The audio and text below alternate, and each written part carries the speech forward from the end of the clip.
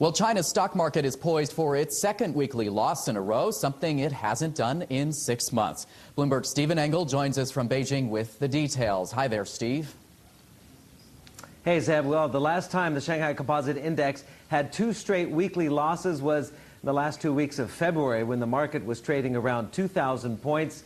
Well, it has rallied 50% since then to more than 3,000 points. Currently bubble territory, says Shenyang Wangguo Securities this week.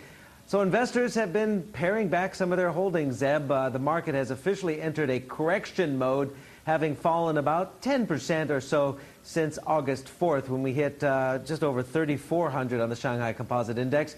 But CITIC Securities yesterday, in a note, said or called this correction in the A-share market after the 5-month rally normal, and forecast that the market will resume its rally sometime in the second half of this year. CITIC says it favors shares of exporters, believe it or not, also real estate developers, even though banks are cripping lending to cool supposed asset bubbles in the Chinese economy. They also favor insurers and also producers of glass, cement, engineering equipment, paper, and automobiles.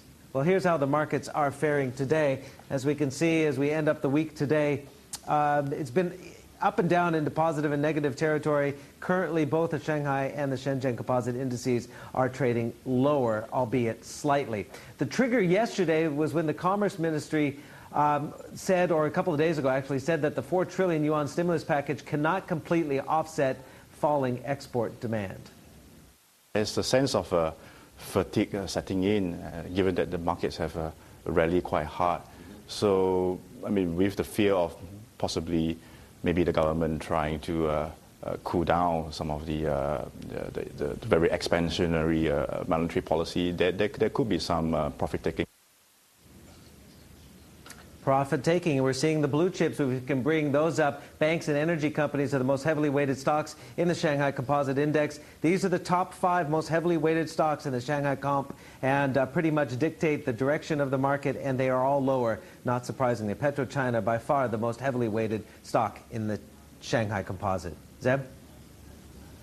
Some fatigue in the markets today, as that guest put it. Steve Engel joining us live from Beijing today.